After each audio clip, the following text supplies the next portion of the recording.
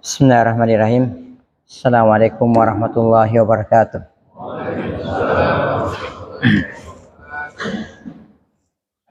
Innal hamdalillah nahmaduhu wa nasta'inuhu wa nastaghfiruh wa na'udzu billahi min shururi anfusina wa min sayyiati a'malina. May yahdihillahu fala mudilla lahu wa may yudlilhu fala hadiyalah. Wa asyhadu an la ilaha illallah wa asyhadu anna Muhammadan abduhu wa rasuluhu la nabiyya ba'dah.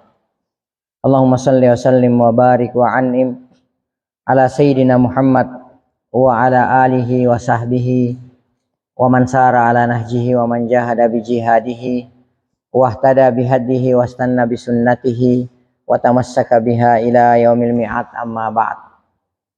Ya ayyuhalladzina amanu taqullaha haqqa tuqatih wa la tamutunna illa wa antum muslimun.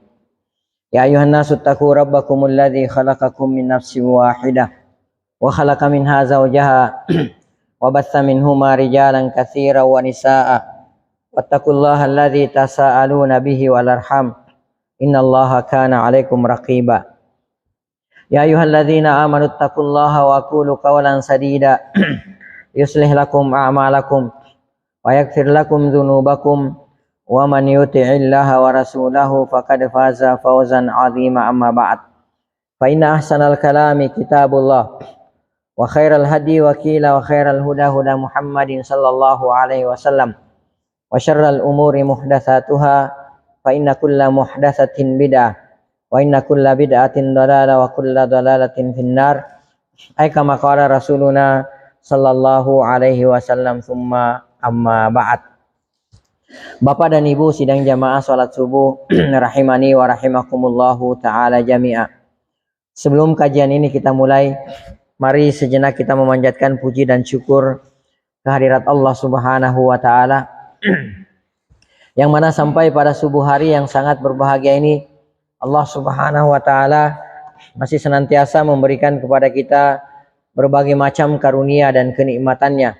Di antaranya nikmat kesehatan, nikmat kesempatan dan waktu luang, dan yang terbesar adalah nikmat Islam, nikmat iman, nikmat taufik, nikmat hidayah, nikmat sunnah, serta nikmat tauhid.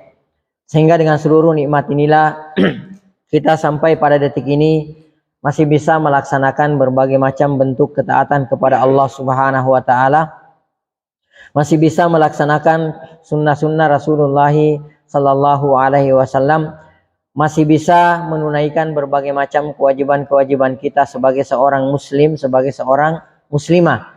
Di antaranya menunaikan sholat subuh secara berjamaah, lalu kemudian dilanjutkan dengan thalabul ilmi syar'i.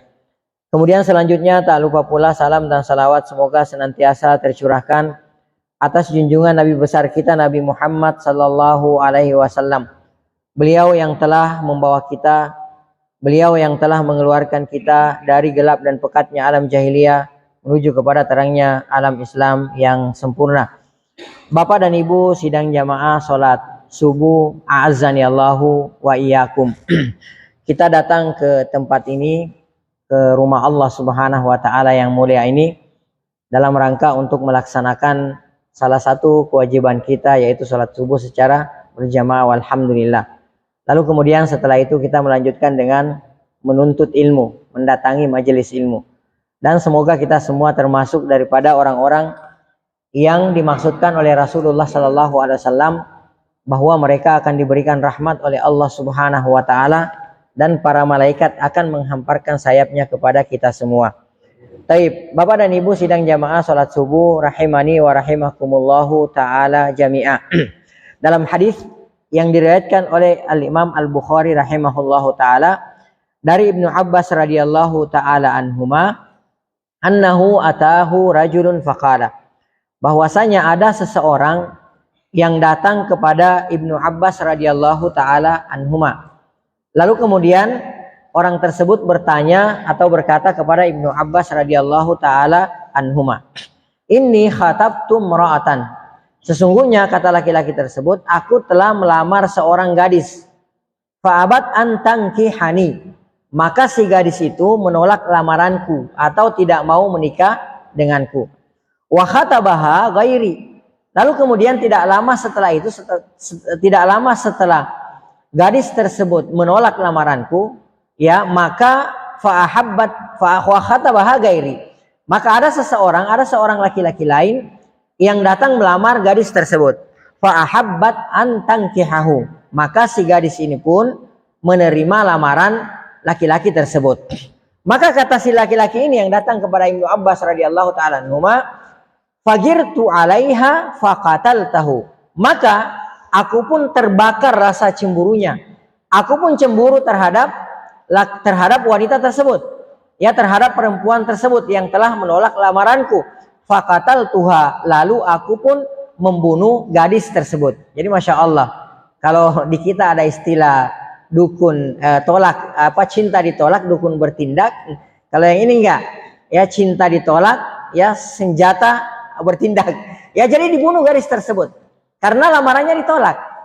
Ya, lamarannya ditolak. Ada seorang pemuda lain datang melamar kepada si gadis ini. Dia menerima lamaran pemuda tersebut. Ya, maka rasa cemburunya pun terbakar. Lalu kemudian dia membunuh gadis tersebut. Ya. Lalu kemudian beliau bertanya kepada Ibnu Abbas radhiyallahu taala anhuma, "Fahal li min taubah?" Apakah kira-kira masih ada taubat bagiku? Ya, jadi beliau datang meminta fatwa kepada Ibnu Abbas radhiyallahu taala anhuma.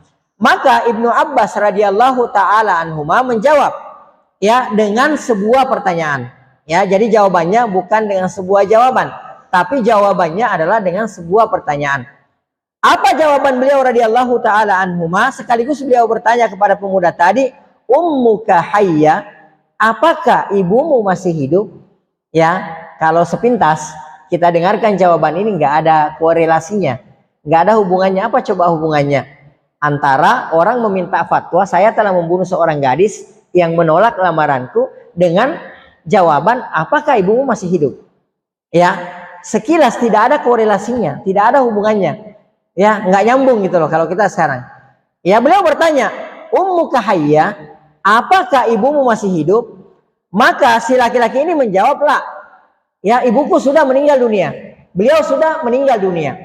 Maka barulah kemudian setelah itu Ibnu Abbas radhiyallahu taala anhuma memberikan fatwa kepada si laki-laki ini. Nah, di sini juga kita bisa mengambil satu pelajaran, bahwa seorang dai, seorang ustadz, seorang guru, seorang ulama, seorang murabbi itu tidak boleh tergesa-gesa memberikan fatwa kepada seseorang yang bertanya. Ya, jadi betul-betul harus didengarkan dulu permasalahannya apa, pokok permasalahannya apa gitu loh. Baru kemudian setelah itu dia memberikan fatwa, dia menjawab pertanyaan tersebut sesuai dengan dalil-dalil, ya, yang datang dari Al-Quran dan hadis-hadis Rasulullah SAW yang sahih ala fahmi salaful ummah. Kan seperti itu. Ya, Ibnu Abbas radhiyallahu taala anhu menjawab, ya, tub ilallah, kalau begitu bertaubatlah engkau kepada Allah Subhanahu wa taala dengan taubatan nasuha, wa taqarrab ilaihi mastata'ta, dan bertakarrublah engkau kepada Allah Subhanahu wa taala, ya, beribadahlah engkau kepada Allah Subhanahu wa taala semampu engkau.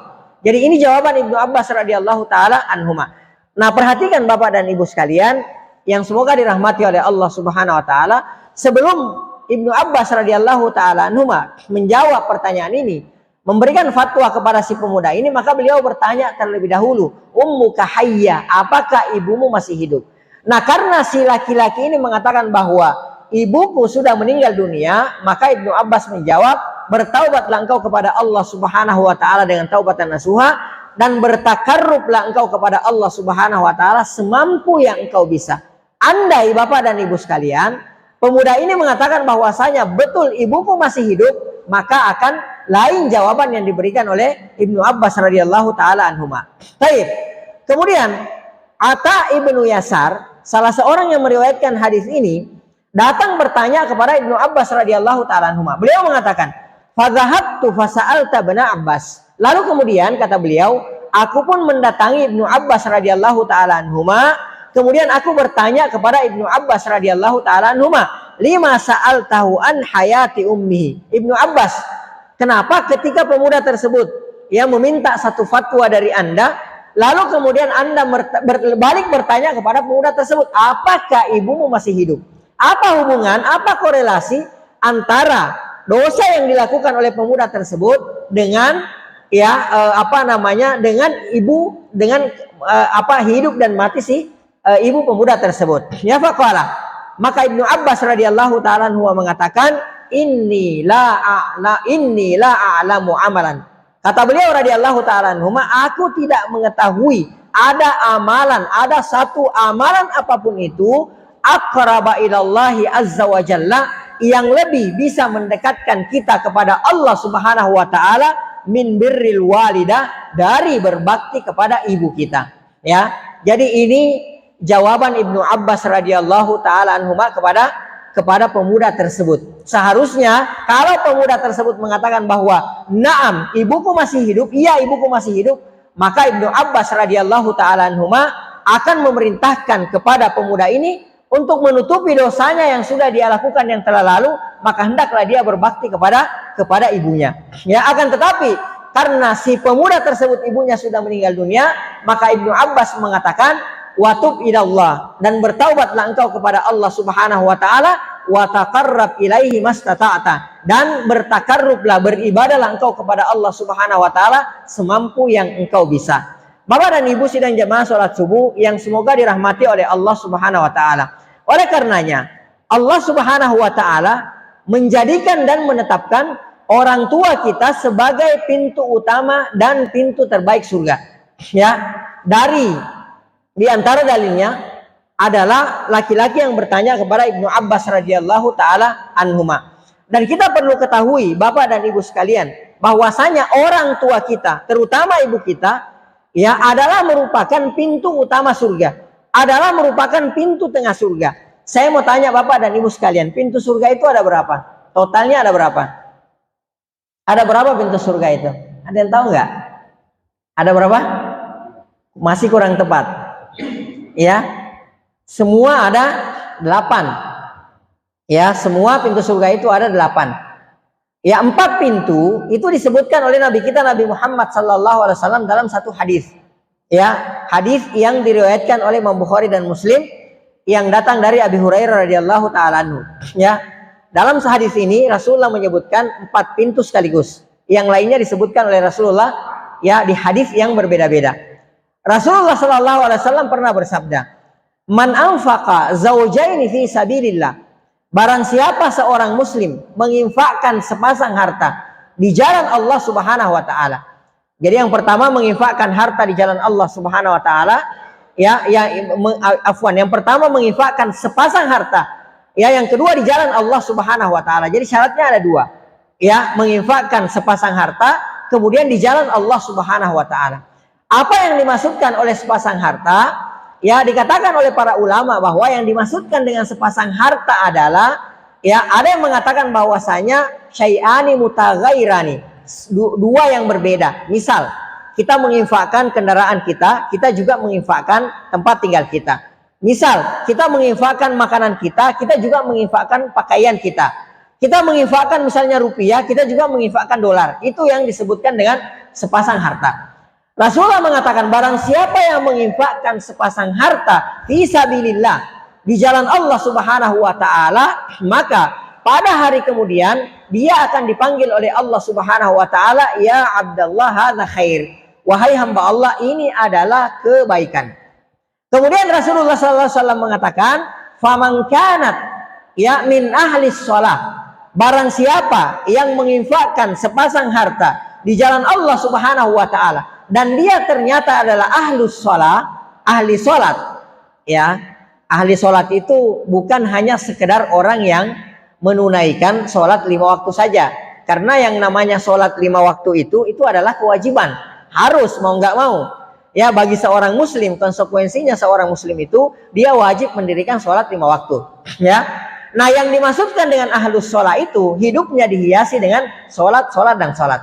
Contoh misalnya, ya, contoh ahlus shalah Imam Ahmad rahimahullahu taala. Ya, Imam Ahmad rahimahullahu taala diceritakan oleh putra beliau yaitu Abdullah bin Ahmad, ya, rahimahullahu taala. Beliau menceritakan bahwa Al Imam Ahmad ketika beliau dalam keadaan sehat, ya, sholat beliau dalam sehari semalam itu 300 rakaat. Ya, sholat beliau dalam sehari semalam itu 300 rakaat. Masya Allah. Sholat wajib cuma berapa rakaat? Sholat rawatib cuma berapa rakaat? Sholat mutlak cuma berapa rakaat? Berarti kita bisa pastikan bahwa sholat malam beliau itu sangat banyak. Ya, jadi dalam kondisi sehat itu 300 rakaat sehari semalam. Dalam kondisi sakit, beliau dalam kondisi sakit kata anaknya itu hanya 150 rakaat. Tapi ingat ya bahwa sakitnya beliau itu bukan sakit kayak kita, bukan sakit pilek, bukan sakit tipes gitu, bukan. Sakitnya beliau itu adalah ketika beliau di penjara ya oleh penguasa pada saat itu, beliau setiap harinya itu dicambuk oleh seorang algojo yang kata para ulama andai cambukan tersebut dicambukkan kepada seekor onta dewasa, maka onta dewasa tersebut akan jatuh terduduk. Itu lantaran kuatnya, lantaran kerasnya cambukan yang diterima oleh Al-Imam Ahmad. Bahkan sampai pinggang beliau itu patah. Ya, bahkan digambarkan oleh para ulama ketika beliau dicambuk, maka dagingnya itu beterbangan. Ya, mungkin ibu-ibu suka cacah mangga muda ya, pakai pisau belakangnya gitu. Kalau misalnya kita pakai baju hitam, terus kita cacah mangga muda, itu biasanya dagingnya beterbangan, nempel di baju kita yang warna hitam, yang warna putih-putih itu. Seperti itu dagingnya Imam Ahmad ketika dicambuk. Dalam kondisi seperti ini, Masya Allah, dalam kondisi seperti ini, anaknya menceritakan, sholatnya itu hanya 150 rakaat. Hanya 150 rakaat. Masya Allah. Ya, kita di level, di level tertinggi kenikmatan yang kita terima, nggak mungkin bisa sampai ke level itu. Ya, taruhlah misalnya kalau bon cabai itu ada level 30. Kenikmatan kita di level 30 belum tentu kita bisa sholat seperti yang dilakukan oleh Al-Imam Ahmad rahimahullah ta'ala. Nah, inilah salah satu contoh yang disebut sebagai ahlus sholat. Kata Rasulullah, faman kana min ahlis sholat. Kalau dia orang yang menginfakkan sepasang harta di jalan Allah, lalu kemudian dia adalah ahlus sholat, maka du'iya min badis sholat. Maka kelak di akhirat dia akan dipanggil dari pintu surga yang bernama pintu sholat. Ya, ini yang pertama. Yang kedua kata Rasulullah sallallahu alaihi wasallam, faman kana min ahli jihad. Kalau dia itu adalah seorang ahli jihad, ya, jadi hidupnya itu jihad dan jihad. Ya, jadi tapi Bapak dan Ibu sekalian, jangan ketika kita bicara jihad yang ada dalam pikiran kita, mindset kita adalah perang, ya. Enggak. Ya, di antara jihad, kata para ulama, di antara jihad yang paling mulia di zaman ini adalah menyebarkan ilmu di saat manusia berada dalam kebodohan. Itu di antara seutama-utama jihad di zaman kita ini. Ya, kata Rasulullah SAW, kalau dia itu adalah ahli jihad, ya, maka du'iya min babil jihad, maka dia akan dipanggil dari pintu surga yang bernama pintu jihad. Kemudian kata Rasulullah, faman kana min ahli sadaqah. Kalau dia itu ahli sedekah, jadi hidupnya itu dihiasi dengan sedekah dan sedekah. Ya, ada orang kan seperti itu, Masya Allah. Kita kalau ngeluarin duit 50.000 kok susahnya minta ampun. Ada orang yang sekali ngeluarin 100 juta merem gitu. Ya, saya pernah dengar di salah satu masjid yang biasa saya isi kajian. Itu pernah ya, masjid tersebut butuh karpet. Kalau setelah di total karpet yang dibutuhkan itu sekitar 500 juta. Ya, 500 juta. Maka ya biasa open donasi, buka donasi kan. Sepekan kemudian ada yang telepon ke DKM masjid. Ya, Bapak mohon maaf, saya sudah transfer 500 juta, 5 kali transfer. Ya. Dan sampai saat ini tidak diketahui siapa orangnya yang transfer uang tersebut. Ya, subhanallah. Saya juga ngisi di salah satu masjid gitu kan, seperti itu. Sampai hari ini masjid itu pengeluaran listriknya kalau tidak salah sekitar 5-6 juta per bulannya.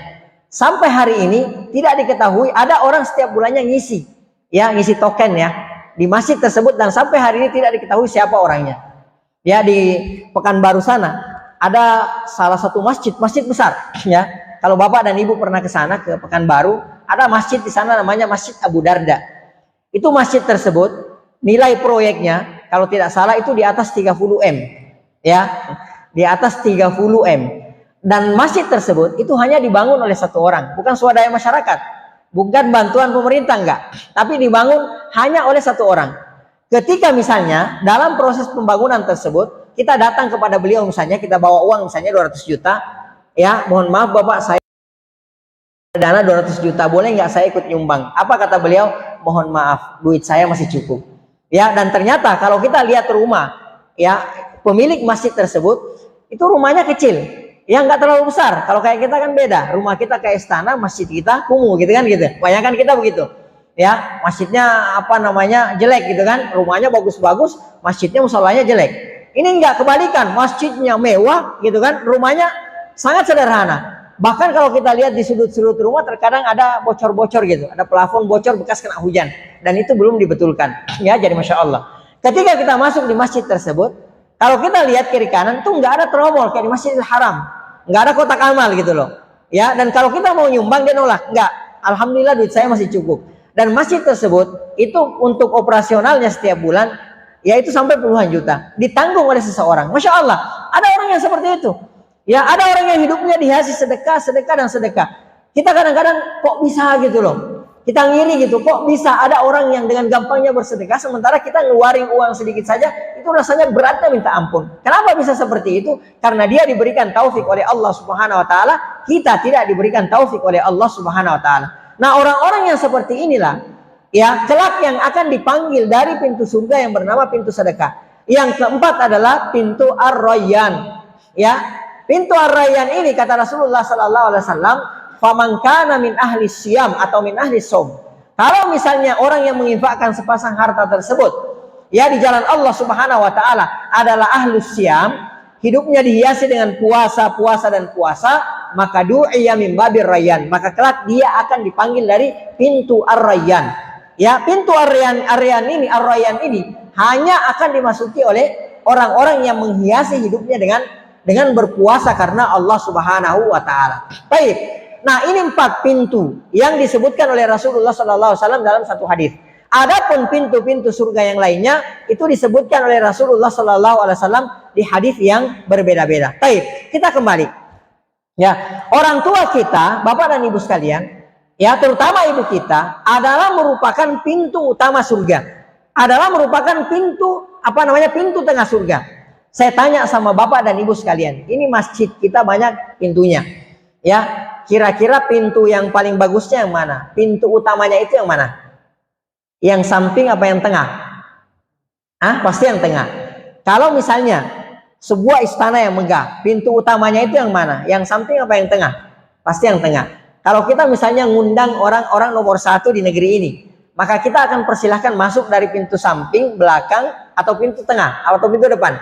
Pintu tengah. Nah, surga ini, ya, pintu tengah surga ini, pintu utamanya surga ini, ya, adalah merupakan pintu yang paling mewah, pintu yang paling bagus. Dan pintu ini dipersiapkan bagi orang-orang yang berbakti kepada orang tuanya, ya, terutama kepada ibunya. Ini pintu tengah. Sebagaimana dalam hadis yang diriwayatkan oleh Imam Ahmad, juga diriwayatkan oleh Imam At-Tirmidzi, ya, dari Abu Darda radhiyallahu taala anhu, Rasulullah sallallahu alaihi wasallam bersabda, "Al-walidu awsatu abwabil jannah." Ya, Rasulullah SAW bersabda bahwa al-walid, bapak. Di sini Rasulullah mengatakan bapak. Rasulullah tidak menyebutkan al-walidatu, tapi Rasulullah di sini menyebutkan al-walidu, bapak. Ya, saya tanya Bapak dan Ibu sekalian, kira-kira kenapa Rasulullah SAW menyebutkan di sini bapak bukan ibu? Ada yang tahu nggak jawabannya? Kenapa yang disebutkan bapak? Kenapa bukan ibu? Ya, karena Rasulullah SAW itu memberikan standar yang paling rendah. Ya, kalau bapak saja adalah merupakan pintu tengah surga, maka bagaimana lagi dengan ibu kita? Ya, jadi Rasulullah SAW bersabda, al-walidu awsatu abwabil jannah. Ya, ayah, orang tua itu adalah merupakan pintu tengah surga. Kata Rasulullah SAW, fa in syi'ta, kalau engkau menghendaki, kata Rasulullah, fa abi dzalikal bab, maka silahkan engkau sia-siakan pintu tersebut, au ihfadhu, atau kalau engkau menghendaki, kata Rasulullah SAW, maka silahkan engkau jaga pintu tersebut. Ya, jadi pilihan ada di tangan kita. Ya, silahkan sia-siakan pintu paling bagus surga tersebut kalau engkau kehendaki. Silahkan engkau jaga pintu surga, pintu terbaik surga tersebut jika engkau kehendaki. Jadi di sini Rasulullah SAW ya memberikan kepada kita pilihan, ya, kembali kepada diri kita masing-masing. Tapi subhanallah Bapak dan Ibu sekalian, banyak di antara kita sekarang ya yang mengejar pintu surga dari Sabang sampai ke Merauke. Tapi dia lupa bahwa pintu surga terbaik ada di depan matanya. Pintu surga terbaik ada di dalam rumahnya. Tapi dia kejar pintu surga dari Sabang sampai Merauke. Dia kejar pintu surga itu di luar rumahnya. Dia rela, dia sanggup mengejar pintu surga tersebut, ya keluar sampai keluar rumahnya. Akan tetapi dia tidak sadari, dia tidak lihat bahwa ternyata pintu surga terbaiknya ada di depan rumahnya, ada di depan matanya, ada di dalam rumahnya. Ya, ada seseorang yang pernah datang kepada saya, ibu-ibu, ya. Beliau berpesan kepada saya, Ustadz, nanti kalau Ustadz ngisi di tempat ini, di masjid ini, tolong Ustadz ya bawakan tema berbakti kepada orang tua. Ya, saya tanya kepada ibu-ibu tersebut, kok bisa begitu ibu? Kenapa ibu sampai pesan gitu? Kenapa sampai request tema seperti itu? Kata beliau, di sini Ustadz, ya, ini anak-anaknya, salah satunya saya, ini banyak di sini yang ketika misalnya, mohon maaf ya, ketika misalnya diminta sumbangan buat bikin jalan atau buat kegiatan-kegiatan sosial, itu nomor satu, masya Allah. Mereka berlomba-lomba gitu loh. Tapi orang tuanya dicuekin gitu loh, subhanallah. Bahkan ada yang orang tuanya diperlakukan seperti pembantu rumah tangga, subhanallah. Ya, kita nggak ngerti cara berpikir anak-anak seperti ini gimana gitu loh. Kok bisa pintu surga terbaiknya yang ada di depan matanya disia-siakan oleh dia, sementara pintu surga yang ada di luar rumah dia kejar gitu. Ya, tidak usah kita berbicara masalah pintu surga. Ya, sekarang kita begini aja. Kita terlepas dari pintu surga. Kita lihat bahwa ini orang tua, ya, ini ibu yang ada di depan mata kita adalah orang yang mempertaruhkan hidupnya, adalah orang yang mempertaruhkan nyawanya ketika melahirkan kita. Ya, orang tua yang ada di depan mata kita ini adalah orang yang mengandung kita selama 9 bulan lamanya. Ya, menahan segala macam rasa sakit gitu. Ketika tidur tidak tahu harus menghadap kemana, menghadap ke samping salah, menghadap ke sebelah kanan salah, ke sebelah kiri salah, kelentang apalagi, tengkurap nggak bisa, gitu kan seperti itu. Kok ketika sudah besarnya disia-siakan, kan seperti itu. Ya, nah orang tua ini datang bertanya, ya ini mengungkapkan gitu, ya semacam curcol gitu kan kepada kita. Ya, bahwa kalau misalnya kita membawakan tema, tolong bawakan tema-tema seperti ini. Karena banyak di sini anak-anak yang durhaka kepada orang tuanya. Baik. Oleh karenanya Bapak dan Ibu sekalian yang semoga dirahmati oleh Allah Subhanahu wa taala, Al-Haris Al-Uqli rahimahullah taala, ya sebagaimana yang diceritakan oleh Rifa'ah bin Iyas rahimahullah, beliau mengatakan Ra'aitul Harisa Al-Uqli. Aku pernah menyaksikan Al-Haris Al-Uqli fi janazati ummihi yabki. Ya, ketika ibunya meninggal dunia, maka beliau menangis di sisi jenazah ibunya. Faqila lahu, maka dikatakan kepada beliau, ada orang bertanya kepada beliau, tabki, apakah Anda menangis? Maka beliau mengatakan, wali mala abki. Ya, kenapa saya tidak menangis? Apa alasan yang membuat saya tidak menangis? Wa qad uglika an babin min abwabil jannah. Sementara satu pintu surga, bahkan pintu surga terbaik sudah ditutup di hadapan mataku. Ya, maka ya Bapak dan Ibu yang semoga dirahmati oleh Allah Subhanahu wa taala, kita yang masih mempunyai orang tua, maka kita berbakti kepada kedua orang tua kita sebelum kita terlambat, sebelum kita menyesal. Baik. Kita lihat di antara ya contoh bakti para ulama kepada orang tuanya. Ya, contohnya misalnya Al Hasan bin Ali rahimahullahu taala. Ya, dikatakan dalam sejarah, wa kana Al Hasan bin Ali.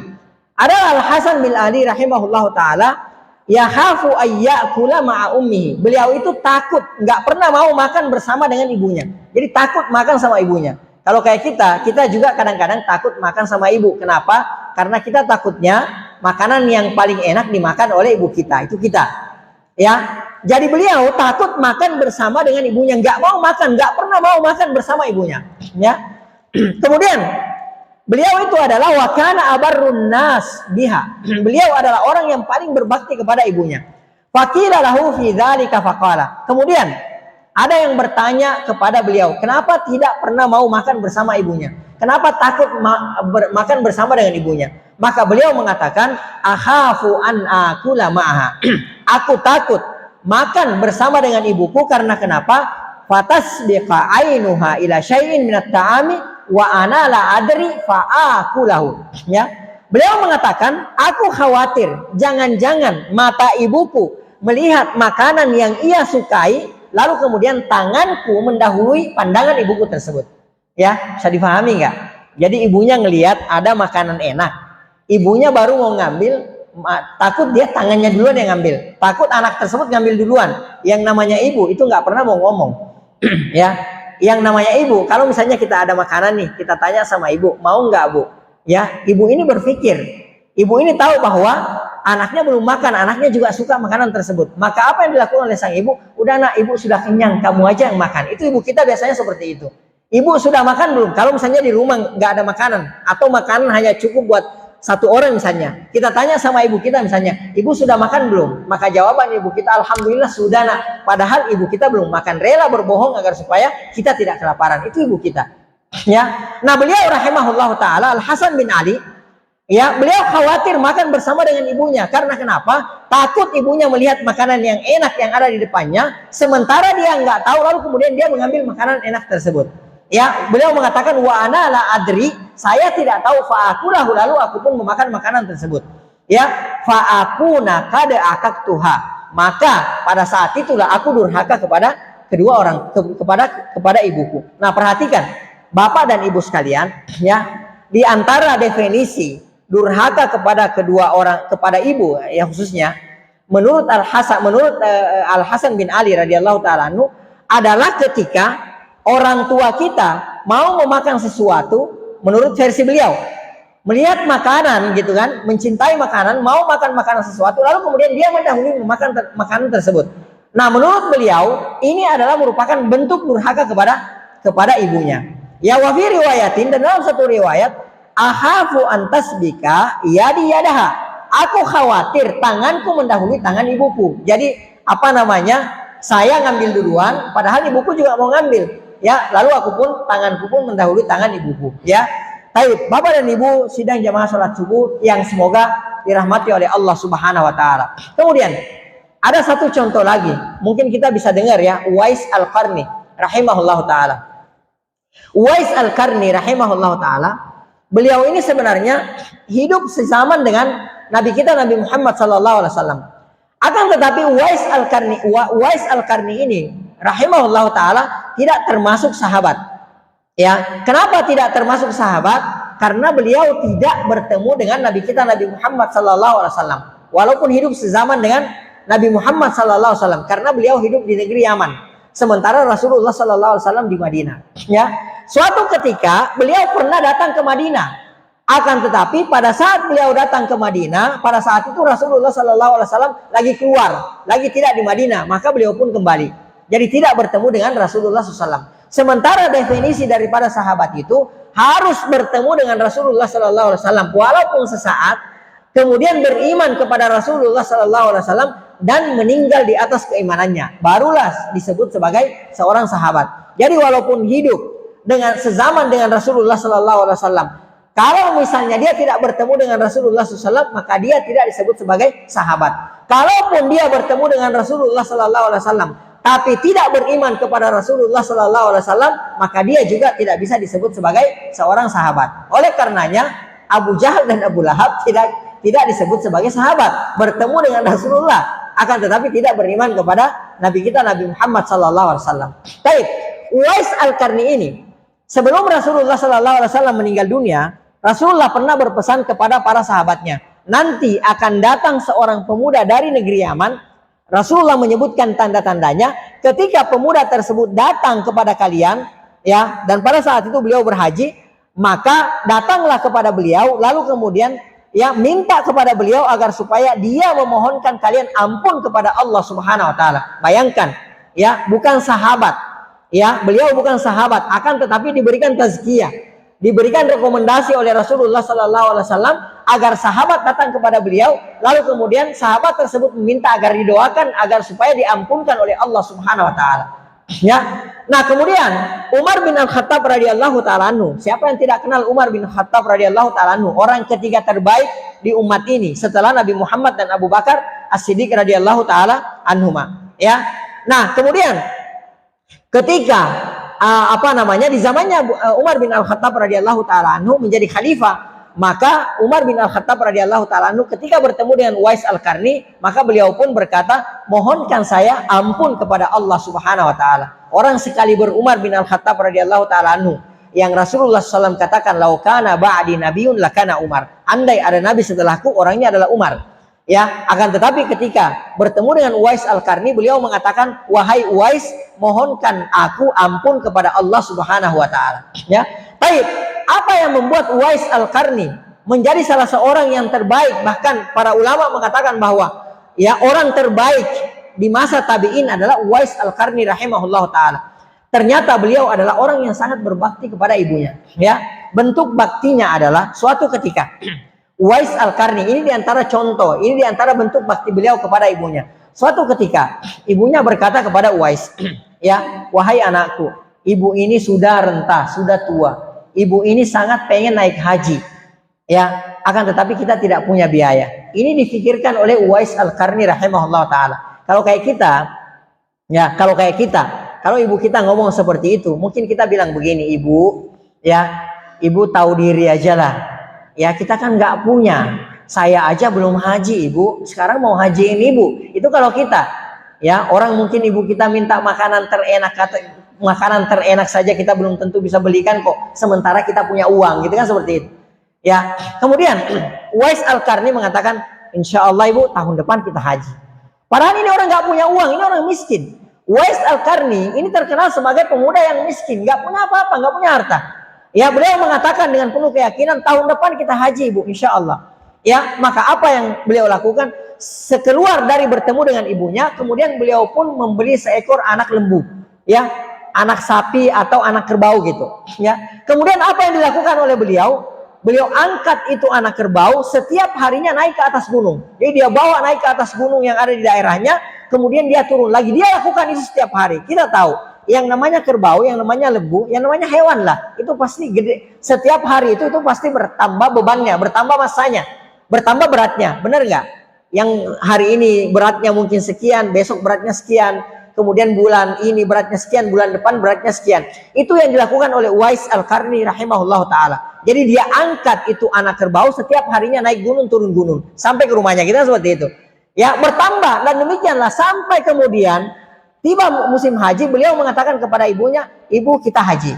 Ya, kata ibunya, kita naik kendaraan apa? Kata ibunya, kata anaknya, kata Uwais Al-Qarni, ibu akan saya gendong sampai ke Mekah. Kita tahu jarak antara Yaman ke Mekah itu sekitar 1.400 atau 1.500 km. Ya, kalau naik pesawat itu mungkin ditempuh dalam jarak 1 jam ya, afwan, dalam waktu 1 jam. Ya, kalau pesawat. Kalau naik kendaraan kayak bus gitu kan, itu mungkin beberapa jam gitu. Ya, di atas 10 jam. Ya, seperti itu. Nah, itu yang dilakukan oleh Uwais Al-Qarni rahimahullah taala. Bayangkan bapak dan ibu.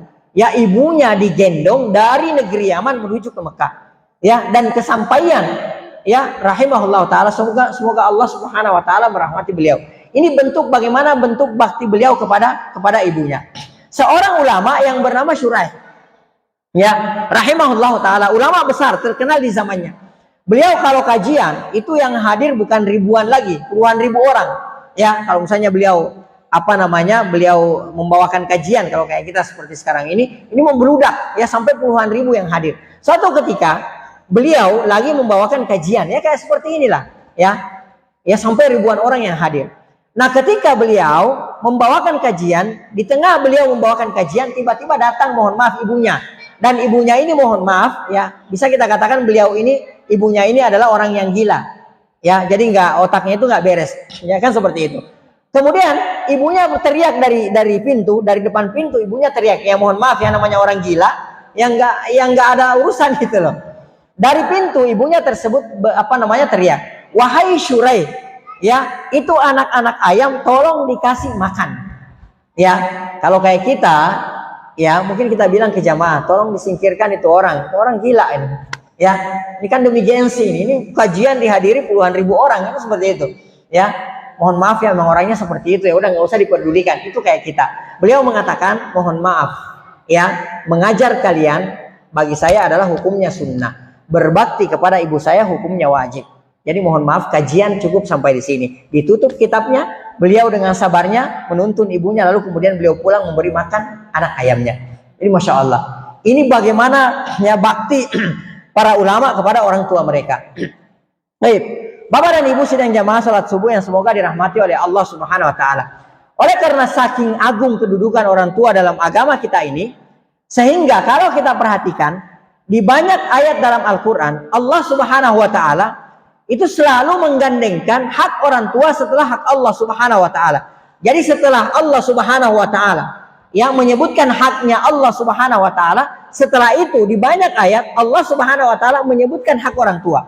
Di antaranya kita bisa lihat dalam Al-Qur'an surah Al-Baqarah ayat 83. Allah Subhanahu wa taala berfirman, "Wa id akhadna mitsaqa bani Israil." Dan ingatlah tatkala kami, kata Allah Subhanahu wa taala, mengambil perjanjian dengan Bani Israel. Yang pertama, la ta'buduna illallah. Jangan kalian menyembah selain kepada Allah Subhanahu wa taala. Jangan kalian beribadah kepada selain Allah Subhanahu wa taala. Jangan kalian di samping kalian beribadah kepada Allah Subhanahu wa taala juga beribadah kepada selain Allah Subhanahu wa taala. Jangan kalian di samping kalian berdoa kepada Allah Subhanahu wa taala juga berdoa kepada selain Allah Subhanahu wa taala. Wabil walidaini ihsana. Yang kedua kata Allah Subhanahu wa taala, ya, dan kepada kedua orang tua hendaklah kalian berbuat baik dengan sebenar-benarnya berbuat baik. Perhatikan. Dalam ayat ini yang pertama Allah menyebutkan haknya, ya. Jangan menyembah kepada selain Allah Subhanahu wa taala. Ini haknya Allah Subhanahu wa taala. Yang kedua, Allah Subhanahu wa taala mengatakan wabil walidaini ihsana, dan kepada kedua orang tua kalian hendaklah kalian berbuat baik. Bukan hanya sekedar berbuat baik, tapi sebenar-benarnya berbuat baik. Ya, jadi bukan ngasal berbuat baik yang enggak, tapi sebenar-benarnya berbuat baik. Perhatikan, kalau orang yang belajar bahasa Arab, itu insya Allah pasti tahu. Ya, di ayat ini Allah mengatakan wabil walidaini ihsana. Ya, perhatikan bahwa ihsana di sini adalah bentuk masdar dari ahsana yuhsinu ihsanan. Ya, jadi di sini ada yang terbuang, ada kata yang terbuang. Wabil walidaini, kata Allah, ahsinu ihsana. Takdirnya di situ adalah wabil walidaini, dan kepada kedua orang tua ahsinu, hendaklah kalian berbuat baik, ihsana, dengan sebenar-benarnya berbuat baik. Jadi bukan hanya sekedar berbuat baik, tapi sebenar-benarnya berbuat baik. Kemudian Allah Subhanahu wa taala juga berfirman dalam Al-Qur'an surah An-Nisa ayat 36, wa'budullah, dan sembahlah oleh kalian Allah Subhanahu wa taala. Di sini Allah Subhanahu wa taala yang pertama menyebutkan haknya. Sembahlah oleh kalian Allah Subhanahu wa taala, wala tusyriku bihi syai'a. Jangan sekali-sekali kalian menduakan Allah Subhanahu wa taala. Jangan sekali-sekali di samping kalian menyembah kepada Allah Subhanahu wa taala, juga menyembah kepada selain Allah Subhanahu wa taala. Yang kedua, wabil walidaini ihsana, dan kepada kedua orang tua kalian hendaklah kalian berbuat baik dengan sebenar-benarnya berbuat baik. Kemudian dalam Al-Qur'an surah Al-An'am ayat 151, Allah Subhanahu wa taala berfirman, "Qul," katakan wahai Muhammad, "ta'alau," kemarilah kalian. Ya, maksudnya yang diajak di sini adalah para ahlul kitab. Ya, Allah Subhanahu wa taala memerintahkan kepada nabi kita Nabi Muhammad sallallahu alaihi wasallam, katakan wahai Muhammad, "Ta'alau," kemarilah kalian, "atlu ma harrama rabbukum alaikum." Ya, kemarilah kalian, maka aku, kata Allah Subhanahu wa taala memerintahkan kepada Nabi Muhammad, ya, aku akan membacakan kepada kalian, untuk kalian, apa yang telah diharamkan oleh Allah Subhanahu wa taala kepada kalian. Yang pertama adalah alla tusyriku bihi syai'a. Jangan sekali-sekali kalian menduakan Allah Subhanahu wa taala. Jangan sekali-sekali kalian mensyirikatkan Allah Subhanahu wa taala. Yang kedua, wabil walidaini ihsana, dan kepada kedua orang tua kalian hendaklah kalian berbuat baik dengan sebenar-benarnya berbuat baik. Ya, jadi di sini lagi-lagi Allah Subhanahu wa taala yang pertama kali menyebutkan haknya, menyembah kepada Allah Subhanahu wa taala, tidak boleh menduakan Allah Subhanahu wa taala. Lalu kemudian yang kedua, hendaklah berbuat baik atau berbakti kepada orang tua dengan sebenar-benarnya bakti. Kemudian dalam Al-Qur'an surah Al-Isra ayat 23 sampai dengan 24, Allah Subhanahu wa taala berfirman, "Wa qada rabbuka alla ta'budu illa iyyah." Dan Tuhanmu wahai Muhammad telah menetapkan, telah mewajibkan, Allah ta'budu illa iyyah, janganlah kalian menyembah selain Allah Subhanahu wa taala. Yang kedua, kata Allah Subhanahu wa taala, wabil walidaini ihsana, dan kepada kedua orang tua hendaklah kalian berbuat baik dengan sebenar-benarnya berbuat baik. Ya, jadi di sini lagi-lagi Allah Subhanahu wa taala setelah menyebutkan haknya, ya, bahwa kita harus menyembah kepada Allah Subhanahu wa taala, kita harus beribadah kepada Allah Subhanahu wa taala, kemudian tidak boleh menduakan Allah Subhanahu wa taala. Kemudian Allah Subhanahu wa taala memerintahkan kepada kita untuk berbakti dan berbuat baik kepada kedua orang tua kita dengan sebenar-benarnya berbuat baik. Kemudian dalam Al-Quran surah Luqman ayat 14, Allah Subhanahu wa taala berfirman, anishkurli, ya, hendaklah wajib bagi engkau untuk bersyukur kepadaku, kata Allah Subhanahu wa taala. Ini yang pertama, ya. Jadi setiap dari kita wajib bersyukur kepada Allah Subhanahu wa taala. Kapan kita tidak bersyukur kepada Allah Subhanahu wa taala, maka kita terjatuh kepada salah satu dosa besar.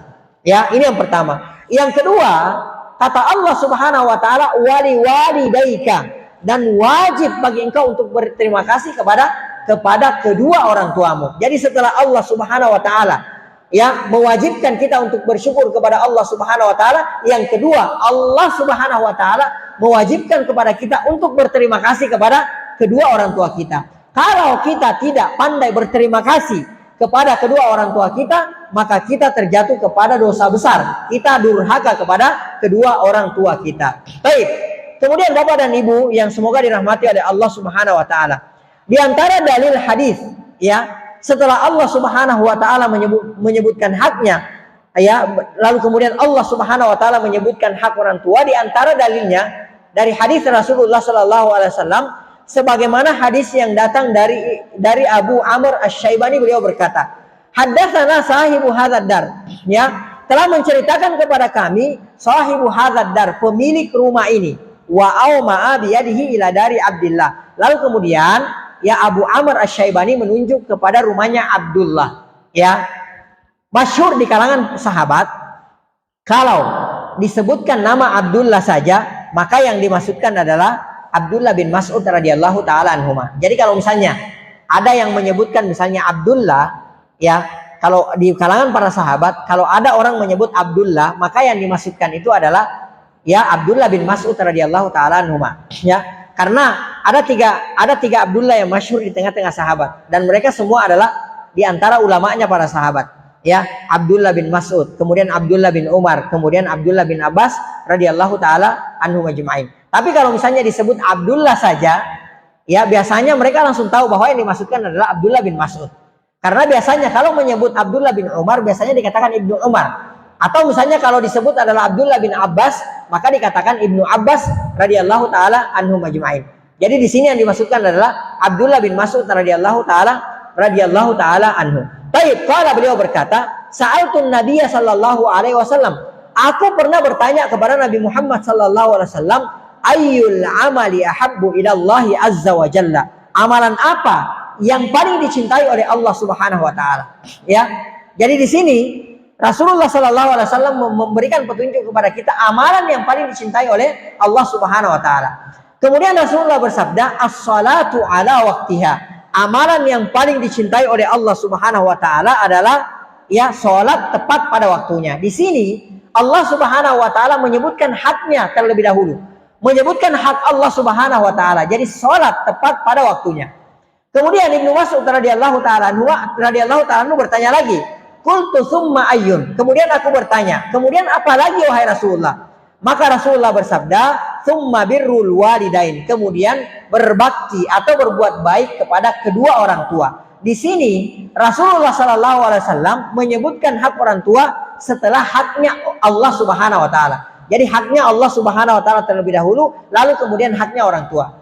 Kemudian Ibnu Mas'ud bertanya lagi, ya, tsumma ayyun. Kemudian apa lagi ya Rasulullah? Kemudian Rasulullah bersabda, tsummal jihadu fi sabilillah. Kemudian berjihad di jalan Allah Subhanahu wa taala. Perhatikan, pada saat Rasulullah sallallahu alaihi wasallam mengucapkan hadis ini, ya, beliau Rasulullah SAW dan para sahabat itu lagi gencar-gencarnya berjihad di jalan Allah Subhanahu wa taala. Ya, apa namanya, Rasulullah, kaum muslimin pada saat itu lagi butuh-butuhnya personil untuk berperang. Tapi di sini Rasulullah Sallallahu Alaihi Wasallam tidak mengatakan sholat tepat pada waktunya, lalu kemudian berjuang atau berjihad di jalan Allah Subhanahu Wa Taala. Tapi Rasulullah mengatakan sholat tepat pada waktunya, berbuat baik kepada kedua orang tua, lalu kemudian setelah itu barulah Rasulullah SAW menyebutkan barulah Rasulullah menyebutkan berjihad di jalan Allah Subhanahu Wa Taala. Berarti Bapak dan Ibu sekalian, berbakti kepada kedua orang tua itu lebih utama daripada berjihad di jalan Allah Subhanahu Wa Taala, daripada berperang di jalan Allah Subhanahu Wa Taala. Dalilnya mana? Di antaranya, ya, dalam hadis yang diriwayatkan oleh Imam Muslim dari Abdullah bin Amr radhiyallahu taala anhuma, ja'a rajulun ila Nabi sallallahu alaihi wasallam, ya. Telah datang, ada seseorang yang datang kepada Nabi Muhammad sallallahu alaihi wasallam, yasta'zinuhu fil jihad, yang meminta izin untuk ikut berperang bersama dengan Nabi kita Nabi Muhammad sallallahu alaihi wasallam. Maka apa kata Rasulullah sallallahu alaihi wasallam? Apakah Rasulullah mengatakan, Masya Allah, kamu adalah pemuda yang sangat hebat, kamu adalah pemuda yang heroik, gitu kan? Kamu adalah pemuda yang luar biasa, datang kepada saya dan meminta izin untuk berperang. Rasulullah nggak langsung mengatakan seperti itu. Tapi apa yang dikatakan oleh Rasulullah SAW? Ahayyun walidak, apakah kedua orang tuamu masih hidup? Karena pemuda ini masih belia. Ya, pemuda ini masih sangat muda. Beliau bertanya kepada pemuda tersebut, ahayyun walidak, apakah kedua orang tuamu masih hidup? Jadi Rasulullah nggak langsung mengatakan, ya udah, kamu ikut berperang. Ya, kita lagi butuh tentara pada saat ini, kita lagi butuh prajurit pada saat ini. Udah, kamu ikut berperang. Rasulullah nggak mengatakan seperti itu. Rasulullah balik bertanya kepada pemuda tersebut, ahayyun walidak, apakah kedua orang tuamu masih hidup? Ya, maka pemuda ini mengatakan, naam, masih hidup wahai Rasulullah. Maka Rasulullah SAW mengatakan, fafihi ma fajahid, maka jihadmu kepada kedua orang tuamu. Ya, jadi engkau berjihad di jalan Allah Subhanahu Wa Taala dengan cara apa? Dengan cara berbakti kepada kedua orang tuamu. Baik. Dalam hadis yang diriwayatkan oleh Imam Abu Daud dari Abdullah bin Amr radhiyallahu taala anhu, beliau berkata, ya, ja'a rajulun ila Rasulillah sallallahu alaihi wasallam. Ada seseorang yang datang kepada Nabi Muhammad sallallahu alaihi wasallam, faqala. Lalu kemudian Rasulullah bersabda, lalu kemudian orang tersebut berkata, jitu ubayyuka alal hijrah. Wahai Rasulullah, aku datang kepadamu untuk membaiatmu dalam rangka untuk berhijrah. Ada ulama yang mengatakan, ya, bahwa yang dimaksudkan dengan berhijrah di sini adalah berjihad di jalan Allah Subhanahu Wa Taala. Bukan berhijrah dalam artian meninggalkan kota Mekah menuju ke kota Madinah. Karena kenapa? Alasannya, ketika Rasulullah mengucapkan hadis ini, Rasulullah sudah berada di kota Madinah dan tidak ada lagi hijrah setelah Fathu Makkah, kan seperti itu. Ya, Rasulullah Sallallahu Alaihi Wasallam, ya, itu mengucapkan hadis ini ketika berada di kota Madinah. Jadi mau hijrah kemana lagi, kan seperti itu. Ya, ini yang pertama. Kemudian yang kedua, pada saat itu terjadi peperangan. Ya, lagi terjadi peperangan pada saat itu. Maka, ya, pemuda tersebut mengatakan, wa taraktu abawayya yabkiyan. Aku meninggalkan kedua orang tuaku dalam kondisi menangis. Jadi ketika aku meninggalkan orang tua, ya, keduanya dalam kondisi menangis, ya. Karena pemuda ini hendak ikut berjihad di jalan Allah Subhanahu Wa Taala. Dan kita tahu, kalau orang keluar berjihad di jalan Allah Subhanahu Wa Taala itu taruhannya nyawa. Ya, taruhannya adalah nyawa. Hanya ada dua kemungkinan, ya, yang kembali nama atau yang kembali atau orangnya kembali atau hanya namanya yang kembali, kan seperti itu. Taruhannya nyawa. Baik, maka beliau mengatakan, aku meninggalkan orang tuaku dalam keadaan menangis.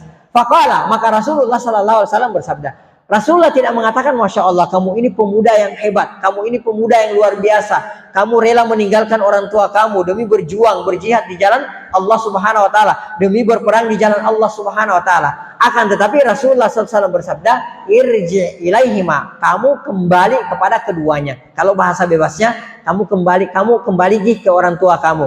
Fa'adhikhuma kama abkaitahuma. Kamu kembali kepada kedua orang tuamu, bikin keduanya tersenyum sebagaimana engkau meninggalkan dia dalam keadaan menangis. Ya, kan tadinya si pemuda ini membuat orang tuanya menangis, kan gitu.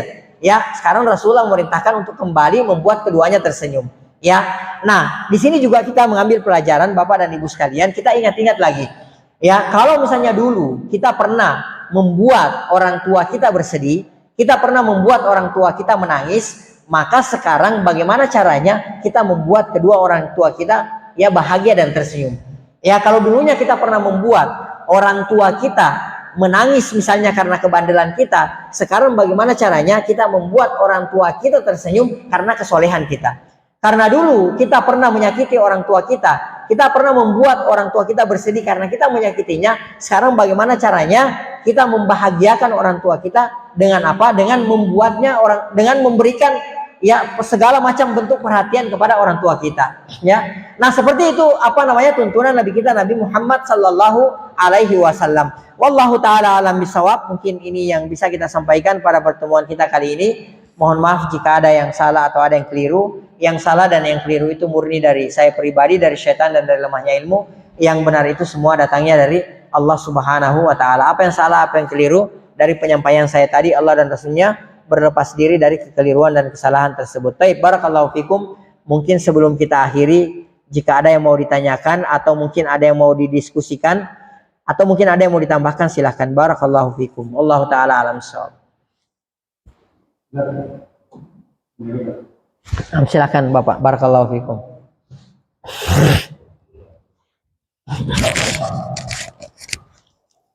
Baik, terima kasih. Assalamualaikum warahmatullahi wabarakatuh. Waalaikumsalam. Langsung ke pertanyaan Pak Ustaz, ya. Silakan Bapak. Ya, namanya Haso. Ini Pak Ustaz, ada seorang anak ya. Selama mungkin pada masa kecilnya mereka tuh mungkin artinya kurang dapat perhatian dari orang tuanya gitu. Sehingga dengan pertumbuhan dewasa mereka untuk merasa berbaktinya kepada orang tua itu sangat minim, ya. Sampai kepada orang tua yang meninggal, rasa kebaikan maupun berbaktinya orang anak tersebut kepada orang tua itu akan sama sekali artinya tetap masih kurang, artinya boleh dikatakan itu tidak begitu memperhatikan, malah seringnya katakan maaf ya, mungkin barangkali ya, kemudian.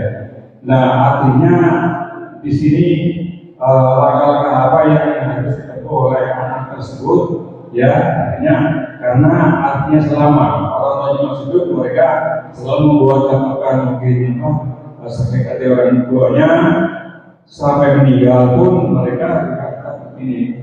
Jadi anak tersebut mungkin akan menebus katakan dosa-dosa tersebut itu dengan cara atau upaya seperti apa itu. Mohon penjelasan dari Dokter. Terima kasih. Assalamualaikum warahmatullahi wabarakatuh. Baik. Wallahu taala alam bisawab. Yang ana tangkap dari pertanyaan Bapak tadi bahwa si orang tua di masa dulu itu tidak terlalu perhatian kepada anaknya, sehingga ketika orang tuanya sudah sepuh, si anak pun kurang perhatian terhadap orang tuanya. Mungkin seperti itu, ya. Baik, wallahu taala alam bisawab. Dalam kitab Al-Adabul Mufrad, buah karya dari Al-Imam Al-Bukhari rahimahullah taala, itu beliau membuat satu bab khusus, ya, satu bab khusus, yaitu bab tetap wajib berbakti kepada kedua orang tua walaupun kedua orang tua kita tersebut zalim kepada kita, ya. Jadi yang namanya berbakti kepada kedua orang tua itu tidak memandang bagaimana perlakuan orang tua kita kepada kita, ya. Apakah orang tua kita sangat baik kepada kita sebagai seorang anak, ataukah orang tua kita sangat buruk perlakuannya kepada kita sebagai seorang anak, maka hukumnya, kalau kita berbicara hukum, wajib bagi kita untuk berbakti kepada kedua orang tua kita, ya. Bahkan sampai pun orang tua kita adalah, mohon maaf, misalnya orang tua kita masih kafir, ya, masih mensyirikatkan Allah Subhanahu wa taala, orang tua kita pun musyrik, maka wajib bagi kita untuk berbakti kepada kedua orang tua kita selama orang tua kita tidak memerintahkan kepada kita kepada memaksiati Allah Subhanahu wa taala. Dalam Al-Qur'an surah Luqman, Allah Subhanahu wa taala berfirman, "Wa in jahadaka ala an tusyrika bima laisa laka bihi ilmun fala tuti'huma." Kata Allah Subhanahu wa taala, jika kedua orang tuamu berusaha membuat engkau untuk mensyirikatkan aku, kata Allah Subhanahu wa taala, dengan apa yang engkau tidak ketahui, maka kata Allah Subhanahu wa taala, fala tuti'huma, untuk perkara ini jangan ditaati. Ya, akan tetapi kata Allah Subhanahu wa taala setelahnya, di sini enggak titik. Di sini baru koma. Allah Subhanahu wa taala mengatakan wasahibahuma fid dunya ma'rufa. Akan tetapi wajib bagi kita, bahasa bebasnya wajib, tetap diwajibkan bagi kita untuk berbakti, berbuat baik kepada kedua orang tua kita. Ya. Jadi walaupun misalnya orang tua kita sangat-sangat zalim kepada kita, maka kita sebagai anak tetap wajib untuk berbakti kepada kedua orang tua kita. Kapan orang tua kita zalim kepada kita, lalu kemudian kezaliman orang tua kita balas dengan kezaliman pula, alias kita tidak berbakti kepada kedua orang tua kita, maka kezaliman orang tua kita adalah dosanya dia tersendiri. Akan tetapi kezaliman kita kepada kedua orang tua kita, atau kita tidak berbakti kepada kedua orang tua kita, itu adalah dosa besar tersendiri juga bagi kita. Ya, jadi sekali lagi bahwa tetap wajib hukumnya bagi kita untuk berbakti kepada kedua orang tua kita. Kalau kepada orang lain saja secara umum Allah Subhanahu wa taala memerintahkan kepada kita, kalau ada orang yang berbuat buruk kepada kita, maka kita sebagai seorang muslim idealnya adalah membalas keburukan itu dengan kebaikan secara umum kepada manusia. Ya, idfa billati hiya ahsan dalam Al-Qur'an surah Fussilat. Ya, idfa billati hiya ahsan. Maka balaslah keburukan yang diberikan oleh orang lain billati hiya ahsan, dengan kebaikan. Kan seperti itu. Kalau untuk orang lain saja secara umum kita diperintahkan untuk membalas keburukan dengan kebaikan, maka bagaimana lagi dengan orang yang sudah pernah melahirkan kita? Bagaimana lagi dengan orang yang sudah pernah membesarkan kita, mendidik dan merawat kita, meskipun orang tua kita tersebut adalah orang tua yang zalim? Maka wajib bagi kita untuk tetap berbakti kepada kedua orang tua kita. Apapun yang terjadi, ya, apapun perlakuan orang tua kita kepada kita, maka wajib bagi kita untuk berbakti kepada kedua orang tua kita. Bahkan dalam Al-Qur'an surah Al-Isra, Allah Subhanahu wa taala berfirman, ya, wala tanharhuma, dan jangan engkau wala taqul lahuma uffin, jangan berkata kepada kedua orang tua kamu uff. Ya, kalau dalam bahasa Arab kata uff itu, kalau di bahasa kita ya. Jadi kalau berkata kepada kedua orang tua kita saja dengan perkataan adalah merupakan bentuk dosa besar, ya, bentuk durhaka kepada kedua orang tua kita, maka bagaimana lagi dengan memukul atau menzolimi orang tua kita dengan kezoliman yang lain. Perhatikan dalam ayat ini Allah Subhanahu wa taala mengatakan wala taqul lahuma uffin, jangan berkata kepada kedua orang tuamu Ya, di sini Allah Subhanahu wa taala tidak mengatakan jangan memukul kedua orang tuamu. Tapi di sini Allah Subhanahu wa taala mempergunakan standar yang paling rendah. Ya, siapa di antara kita yang tidak pernah mengatakan kepada kedua orang tuanya, ya, nak, tolong dong beli gas di warung. Ibu, ini orang mirip artis Korea kok disuruh beli gas, malu dong sama tetangga gitu kan. Ya, siapa di antara kita yang tidak pernah bilang kepada ibunya? Siapa di antara kita yang tidak pernah bilang kepada kedua orang tuanya? Maka segera kita meminta maaf kepada kedua orang tua kita, karena ini adalah merupakan satu bentuk, ya, dosa besar. Ya, ini adalah merupakan bentuk, ya, kedurhakaan kepada kedua orang tua kita. Jadi nggak boleh. Ya, jadi sekali lagi apapun yang dilakukan oleh orang tua kita kepada kita, maka wajib bagi kita untuk, ya, berbakti kepada kedua orang tua kita. Ada satu kisah, ya, mungkin bisa kita jadikan pelajaran dalam hidup kita. Jadi ada sebuah keluarga, ya, sepasang suami istri, kemudian dia punya anak, ya. Kemudian si suami ini masih punya orang tua, kalau tidak salah masih punya ayah. Kisah ini diceritakan oleh salah seorang syekh, ya. Si ayah ini kalau tidak salah si suami ini yang punya ayah gitu, ya, masih hidup ayahnya. Kemudian, ya, ayahnya meminta untuk tinggal di rumah bersama dengan mereka, karena si ayah ini sudah tidak punya pekerjaan, sudah sepuh dan tidak punya rumah. Ya, tinggal di rumah, minta tinggal di rumah anaknya. Ya, istrinya tidak setuju. Ya, akhirnya mereka ribut gitu loh. Enggak bisa. Istrinya mengatakan enggak, jangan ikut sama kita. Ya, suaminya ngotot gitu kan, seperti itu. Akhirnya diambillah jalan tengah. Maka si orang tua ini dibuatkan ruangan khusus di belakang yang terpisah dari rumah mereka. Ya, kemudian setiap harinya kalau mereka makan, orang tua ini subhanallah nggak boleh makan ikut bersama dengan mereka. Dibawakan makanan sendiri, tentu saja lain dengan makanan yang mereka bawa, dengan piring sendiri, dengan gelas sendiri, pokoknya tersendiri. Sampai kemudian orang tuanya meninggal dunia. Ya, meninggal dunia. Lalu kemudian si laki-laki ini, si suami ini menangis, menyesal atas kezolimannya, kedurhakaannya terhadap orang tuanya. Ya, nah di saat orang tuanya, di saat si suami ini lagi dalam kondisi menangis, tiba-tiba anaknya datang. Ya, cucunya yang meninggal ini, anaknya si suami ini datang, lalu kemudian dia ambil piring-piring bekas kakeknya dan gelas-gelasnya, lalu kemudian dia kumpulkan. Kemudian ibunya teriak, itu buat apa? Itu kotor, jangan diambil. Apa kata si anak ini? Si anak ini mengatakan bahwa gelas dan piring ini akan saya simpan, nanti kalau ibu, bapak dan ibu sudah tua, juga akan saya berikan makan dari gelas dan piring ini. Ya, maka betul sekali kata Al-Kilabi rahimahullah ta'ala, kama tadinu tudan. Sebagaimana engkau memperlakukan, ya, kalau kita terjemahkan dalam konteks ini, sebagaimana engkau memperlakukan orang tuamu, maka demikian halnya nanti engkau akan diperlakukan anak-anakmu. Jadi kalau ada orang yang berbakti kepada kedua orang tuanya, maka yakinlah bahwa pasti anak-anaknya akan berbakti kepada dia. Kalau ada anak yang durhaka kepada kedua orang tuanya, yakinlah anak-anaknya juga pasti akan durhaka kepada dia. Ya, karena kaidahnya adalah al-jaza min jinsil amal. Al-jaza, balasan itu min jinsil amal, sesuai dengan perbuatan. Ya, sesuai dengan perbuatan. Wallahu taala alam bisawab. Jadi tetap wajib bagi kita untuk berbakti kepada kedua orang tua kita, ya, apapun kondisi orang tua kita. Mau zalim mau baik, wajib bagi kita untuk tetap berbakti kepada kedua orang tua kita. Semua perintah orang tua kita wajib kita laksanakan kecuali memaksiati Allah Subhanahu wa taala. Karena kita kembali kepada kaidah la ta'ata li makhluqin fi ma'siyatil khaliq. Tidak boleh taat kepada makhluk siapapun itu, termasuk orang tua, kalau memerintahkan memaksiati Allah Subhanahu wa taala. Tapi selama perintah orang tua kita tidak memaksiati Allah Subhanahu wa taala, wajib bagi kita untuk menaatinya. Bahkan kata Rasulullah sallallahu alaihi wasallam, ketika orang tua kamu menyuruh kamu untuk meninggalkan duniamu, atau kalau kita bahasakan memerintahkan kau untuk meninggalkan pekerjaanmu, maka tinggalkan, kata Rasulullah sallallahu alaihi wasallam. Bahkan Rasulullah SAW pernah bersabda, anta wa malu kali abika, engkau dan ayahmu, engkau dan hartamu adalah milik ayahmu. Wallahu taala alam bisawab. Ada lagi? Silakan Bapak. Barakallahu fiik.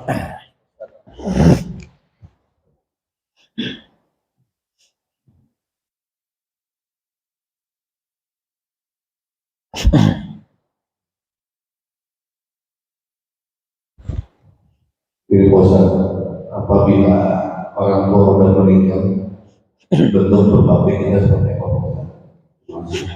Baik, Masya Allah. Pertanyaannya sangat bagus ya, barakallahu fikum. Karena mohon maaf ya, mungkin di antara kita di sini sudah banyak yang orang tuanya meninggal, gitu kan, seperti itu. Dan baru kita menyesal kan, karena dulunya kita tidak berbakti. Ya mungkin, ya di antara kita mungkin ada yang tidak tahu dulunya seperti apa, karena kita belum belajar agama. Atau mungkin karena memang kita terjatuh kepada kekhilafan, gitu kan. Kita sudah tahu, akan tetapi memang kita terjatuh kepada kekhilafan, ya. Maka tidak ada kata terlambat. Maka di antara bentuk bakti kita kepada kedua orang tua kita yang sudah meninggal dunia, sebagaimana disebutkan oleh hadis-hadis Rasulullah SAW, adalah yang pertama, ya, bahwa hendaklah kita senantiasa memohonkan ampun untuk orang tua kita tersebut. Jadi misalnya dalam kondisi seperti ini, ya, dalam kondisi, apalagi dalam kondisi majelis ilmu kan seperti ini kan, malaikat turun kan seperti itu, menghamparkan sayapnya. Maka dalam kondisi seperti ini, ketika temanya adalah tema orang tua, kita ingat orang tua kita yang sudah meninggal dunia. Saat kita ingat, saat itu juga kita mengatakan, Rabbi ghafirli wali walidayya warhamhuma kama rabbayani shaghira. Atau ucapan-ucapan yang intinya memohonkan ampunan dan memohonkan rahmat, ya, untuk orang tua kita. Kalau misalnya ada yang menyebut nama bapak kita misalnya atau nama ibu kita yang sudah meninggal dunia, maka kita katakan rahimahullah atau rahimahullah. Ya, atau langsung kita mengatakan Allahumma gfir lahuma, gitu kan, seperti itu.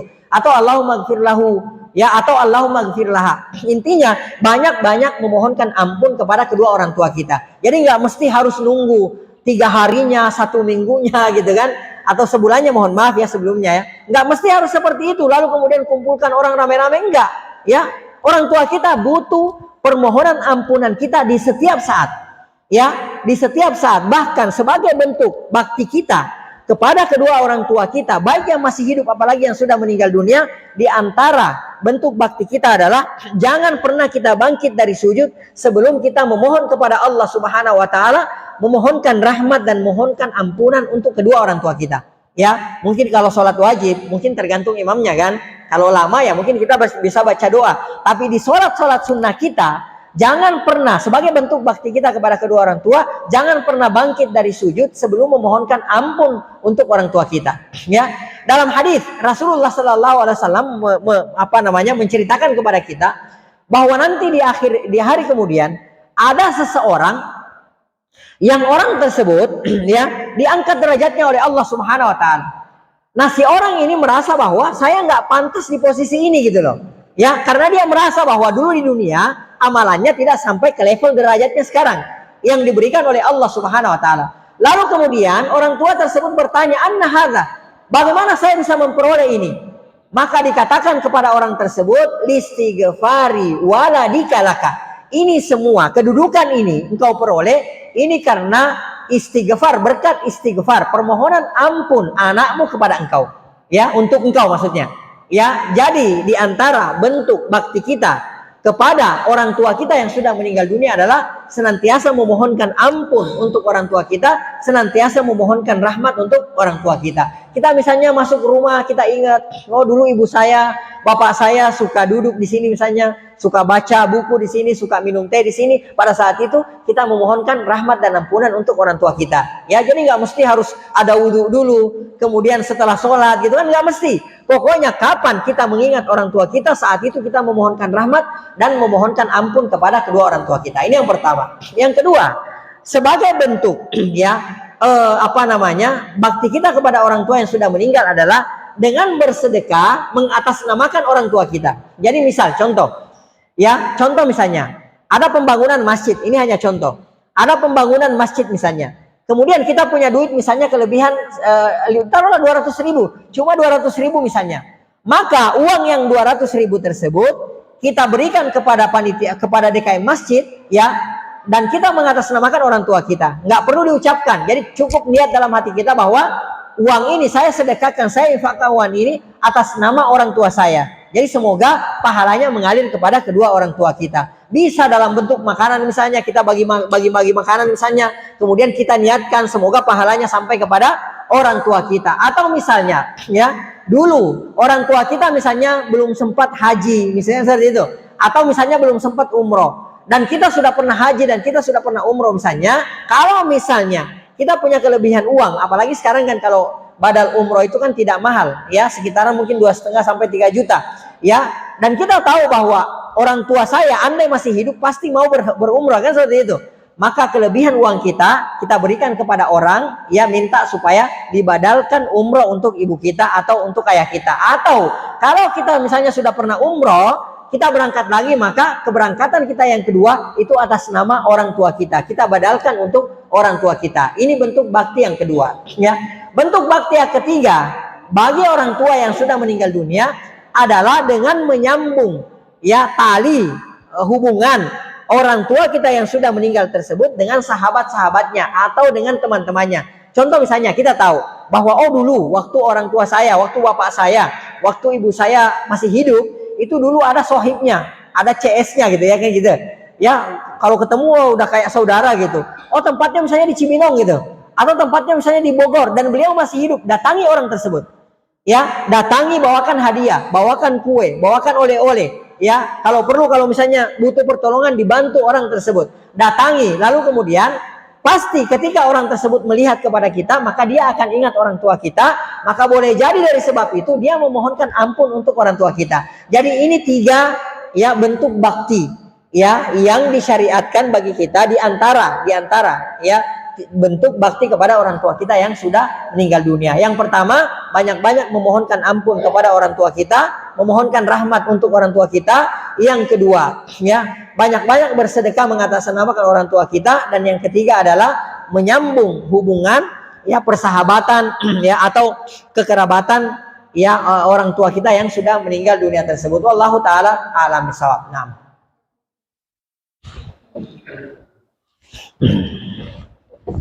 Cukup, baik, cukup sampai di sini ya. Wallahu taala alam bisawab. Sekali lagi kalau ada yang salah mohon maaf Ya, yang salah dan yang keliru semua datang dari saya pribadi, dari syaitan dan dari lemahnya ilmu. Yang benar itu semua datangnya dari Allah Subhanahu wa taala.